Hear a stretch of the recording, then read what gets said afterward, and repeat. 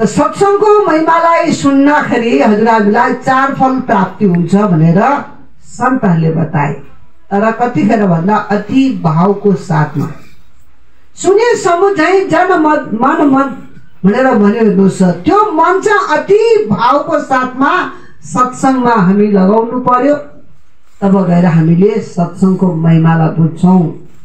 तर हाम्रो मन कहाँ हुन्छ भन्दा मन सत्संगमा हुँदैन। मन हाम्रो बाहिरतिर, संसारतिर, कुरातिर, अनेक चिजतिर हुन्छ। सत्संगमा हाम्रो के सम्झाइँदैछ, के बताइँदैछ भन्ने कुरा हामीले सुन्नु त हामीले धेरै दफे धेरै वर्ष भयो सुनेर बसेको सत्संग। तर जीवनमा आज हाम्रो जीवनमा परिवर्तन छैन। हेर्नुस्, त्यो सत्संगले हाम्रो जीवनलाई परिवर्तन गर्न सकेको छ। जसरी रत्नाकर डाकुको जीवन परिवर्तन भएको त्यो कथा त हामीले सुनेको बहुत वर्ष भयो।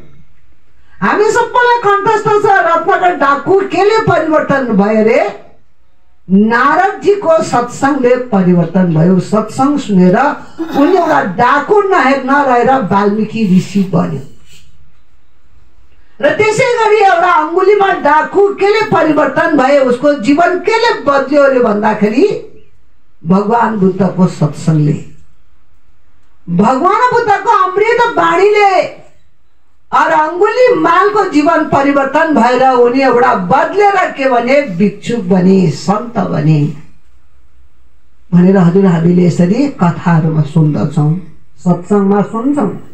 अहिले भर्खरै पनि हामीलाई महात्माजीले, भाइजीले, राम्रो गुरु दाजुले सत्संग सुनाउनु भयो र ती सत्संगलाई हजुर हामीले कति जीवनमा अध्ययन गर्न सकेको छौं त? ती बाणीहरुलाई, ती शब्दहरुलाई हजुर हामीले जीवनमा कतिको त उतार्न सकेको छौं त?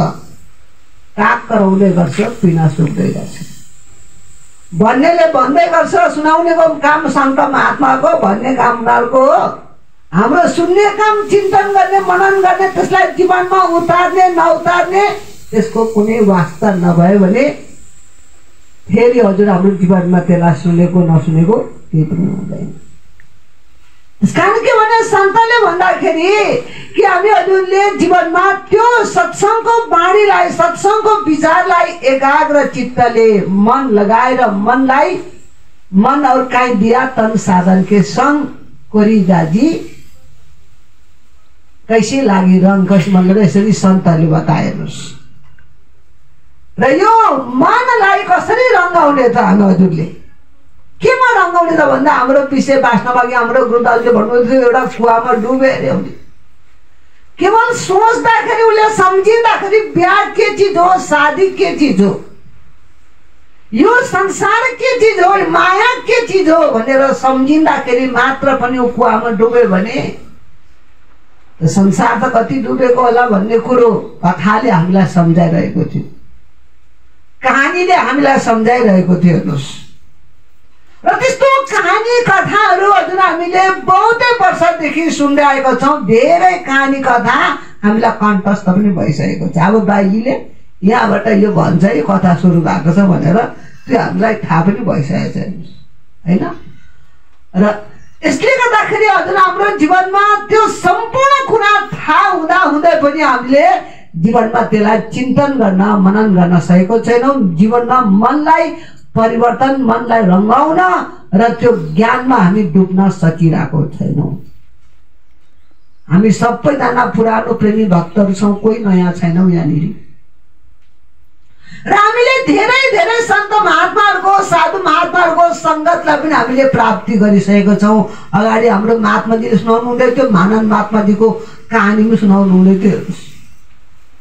र यति धेरै साधु महात्मा, बहुत बुजुर्ग महात्माहरू, बहुत अनुभवी साधु महात्माहरूको, आत्मा अनुभवी सन्त महात्माहरूको संगत पनि हामीले गर्दै आएको छौं जीवनमा। कति शून्य सत्संग अथाह सत्संगको सागर हजुर हाम्रो जीवनमा लहरेको छ, सत्संगको गंगा लहरेको छ र हामीले त्यो सत्संगको गंगालाई पाउँदै आएको छौं। तर हामीले पाउँदै पनि आएको छौं, छोड्दै पनि आएको छौं। हेर्नुस्, हिँड्दैछ बाटो मेटाउँदैछ भन्ने हामीले कहानी कथा सुन्छौं नि है, अरू सुन्दै गरेको हुन्छौं, सुनिरहेको हुन्छौं। तर सुन्दा सुन्दै पनि जीवनमा त्यो कुरोले हामीलाई प्रभाव पारेको हुँदैन। त्यो कुरोलाई हजुर हामीले चिन्तन मनन गरेको हुँदैनौँ र सुनाउनेले सुनाउँदै गरेको हुन्छ, तर त्यसलाई सुन्नेले पनि हजुर हामीले जीवनमा उतार्ने चेष्टा गरेनौँ भने फेरि हाम्रो जीवन के भयो त? ज्ञान प्राप्ति गरेको, एउटा भक्तिमा लागेको, सत्सङ्गी भएको। हेर्नुहोस्, हुन त संसार हो, गृहस्थी हो। यो संसार जम्मा जालमा छौँ हामी, गृहस्थीमा छौँ, परिवारमा छौँ। अनेक खालको संसारमा, गृहस्थीमा अनेक खालको समस्याहरू आउँछ। हामी ज्ञानी हुँदा हुँदै, भक्त हुँदा हुँदै र हजुर हाम्रो जीवनमा धेरै समस्या, धेरै जब सङ्कटहरू आउँछ, हेर्नुहोस् एउटा परीक्षा पनि आउँछ हैन? गुरु महाराजजीले परीक्षा पनि गर्नुहुन्छ र त्यो परीक्षा कस्तो आउँछ भक्तहरूलाई भन्दाखेरि यसले ज्ञानलाई कतिसम्म बुझेको छ, कतिसम्म यसले ज्ञानलाई अध्ययन गरेको छ, यसले चिन्तन गरेको छ त भन्ने कुरो हामीलाई जीवनमा हेर्नुहोस् धेरै वर्षसम्म र जीवनको अन्तिम समयसम्म हामीलाई परीक्षा आइबस्छ कि म त अब त पुरानो भयो, मलाई त आउँदैन परीक्षा भन्ने कुरा आउँदैन। हेर्नुहोस्, म त यति वर्षको ज्ञानी हो र मैले यति वर्षभर ज्ञान लिएको, मैले यतिका वर्षसम्म साधु महात्माको सङ्गत गरेको, सत्सङ्ग सुनेको, अब त म त सबै कुरोबाट के भएँ? पार भएँ।